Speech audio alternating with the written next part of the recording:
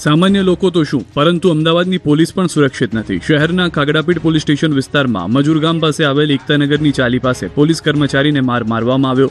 ધંધાની બાતમી બધાને કેમ આપે છે તેમ કહીને આરોપીઓએ પોલીસ કર્મચારીને માર્યો. પોલીસે ત્રણેય આરોપીઓને ઝડપી આગળની કાર્યવાહી હાથ ધરી છે. ભરૂચની ઐતિહાસિક જામા મસ્જિદમાં મહિલાઓ દ્વારા પૂજા કરવામાં આવતા વિવાદ. ભરૂચમાં આવેલી પ્રાચીન જામા મસ્જિદ ફરી એકવાર મોટા વિવાદમાં આવી છે. મસ્જિદ પરિસરમાં મહિલાઓ દ્વારા પૂજા અર્ચના કરવામાં આવી, જેના વિડીયો વાયરલ થયા બાદ શહેરમાં ખળભળાટ મચી ગયો. આ ઘટનાને પગલે સ્થાનિક મુસ્લિમ આગેવાનો અને હિન્દુ સંત સમાજ સામસામે આવી ગયા. વિડીયોમાં કેટલીક મહિલાઓ ભરૂચની જામા મસ્જિદના પરિસરમાં ફૂલ, શ્રીફળ અને પ્રસાદ સાથે પૂજા અર્ચના કરતી જોવા મળે છે. આ વિડીયોની સૌથી નોંધપાત્ર બાબત એ છે કે જે સમયે પૂજા થઈ રહી હતી ત્યારે ત્યાં પોલીસ કર્મીઓ પણ હાજર હોવાનું દેખાય છે. પોલીસની હાજરીમાં થયેલી આ વિધિએ વિવાદમાં ઘી હોમવાનું કામ કર્યું. મહત્વનું છે કે જામા મસ્જિદ, સમળી વિહાર, જૈન મંદિર તથા ચક્રધર સ્વામીનું જન્મસ્થળ હોવાના સંતે સમાજે દાવો કર્યો છે. ધરોહર પુરાતત્વ વિભાગ પાસે હોવા છતાં નિયમો વિરુદ્ધ મદ્રેસા સહિતની પ્રવૃત્તિ ચાલતી હોવાના આક્ષેપ થયા હતા. આ વિવાદ રમખાણમાં ન પરિવર્તે તેને લઈને પોલીસ પણ સતર્ક જોવા મળી રહી છે. યુદ્ધના ડરના માહોલમાંથી 210 ગુજરાતીઓ પરત ફર્યા. એરપોર્ટ પર ભાવુક દ્રશ્યો સર્જાયા.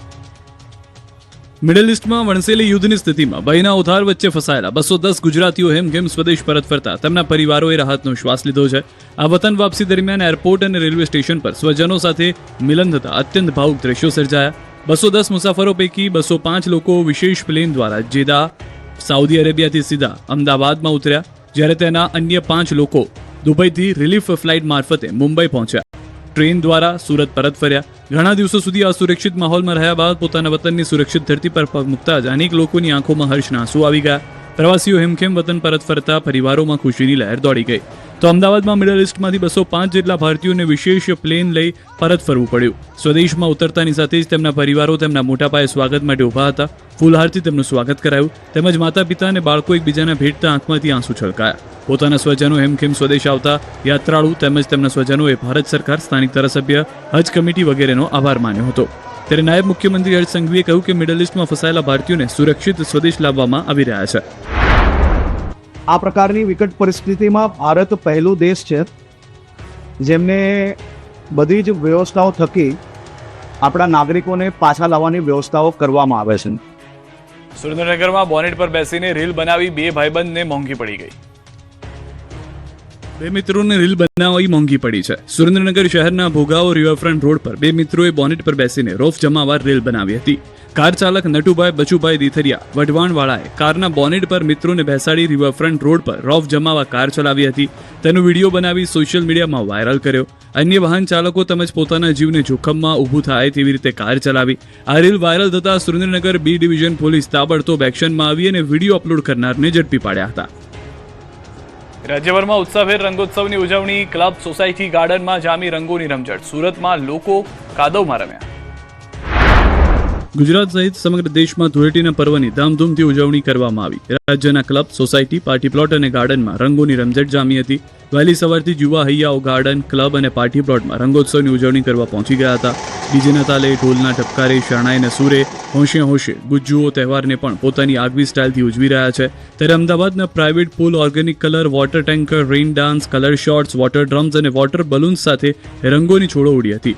મિત્રોની સાથે ડાન્સ કરી રંગોના પર્વની ઉજવણી કરી મોજ માણી. વહેલી સવારથી જ અબાલ વૃદ્ધ સૌ કોઈ વિવિધ રંગોમાં રંગાયેલા જોવા મળ્યા. લોકોએ હવામાં અબીલ ગુલાલ ઉડાવી મિત્રો અને પરિવારજનો સાથે પર્વનો આનંદ માણ્યો. તો ક્યાંક ડીજેના તાલે રેઇન ડાન્સની જમાવટ જોવા મળી હતી.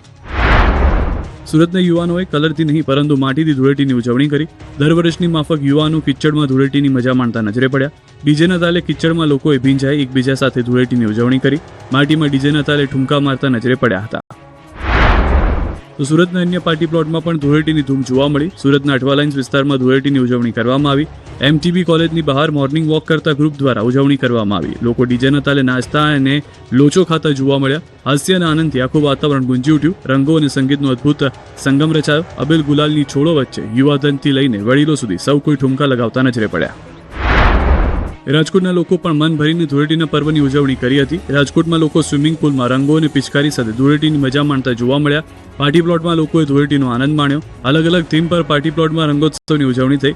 નાના બાળકોથી લઈને મોટેરાઓ સુધી સૌ કોઈ અબીલ ગુલાલની છોડો ઉડાડતા નજરે પડ્યા. રંગબેરંગી કલરથી એકબીજાને રંગતા દેખાયા. ડીજેના તાલે યુવાધન હિલોળે ચડ્યું. બોલિવૂડના હોલી સ્પેશિયલ ગીતો પર લોકો ઝૂમતા જોવા મળ્યા.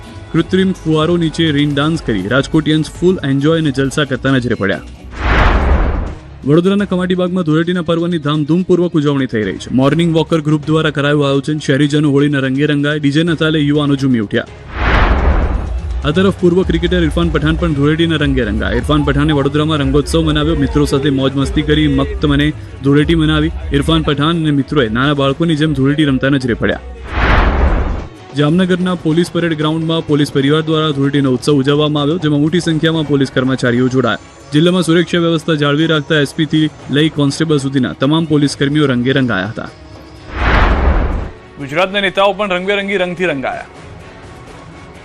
રાજ્યભરમાં ધૂળેટીની ઉત્સાહપૂર્વક ધામધૂમથી ઉજવણી થઈ, ત્યારે રાજકારણીઓ પણ રંગાયેલા જોવા મળ્યા. ચૂંટણી સમયે અવનવા રંગ બતાવતા નેતાઓ, મંત્રીઓ ધૂળેટીએ વિવિધ કલરથી રંગાયેલા જોવા મળ્યા.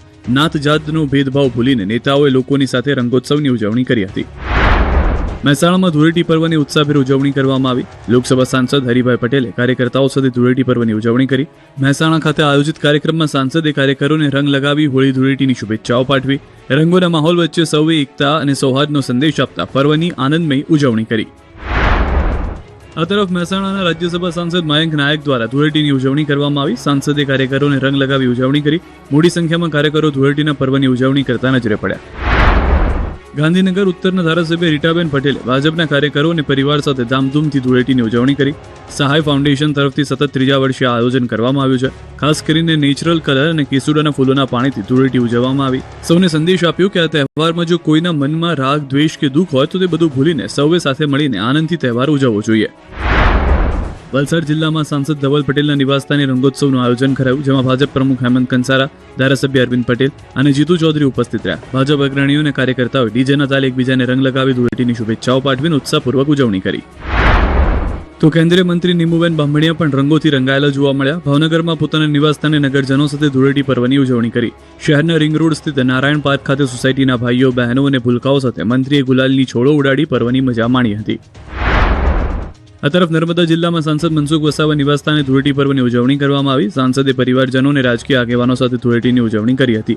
તેમણે સૌને ખજૂર ટોપરા ખવડાવી અને રંગની છોડ ઉડાવી આનંદ વ્યક્ત કર્યો. સાથે જ સૌહાર્દ અને એકતાનો સંદેશ આપતા તેમણે સૌને શુભેચ્છાઓ પાઠવી હતી. ધારાસભ્ય દર્શના દેશમુખે પણ કાર્યકર્તાઓ સાથે રંગોત્સવની ઉજવણી કરી હતી. ધારાસભ્યએ મીઠાઈ વહેંચી હતી. બંને નેતાઓએ આગામી સ્થાનિક ચૂંટણીમાં કેસરીઓ લહેરાવશે તેવો આશાવાદ વ્યક્ત કર્યો હતો.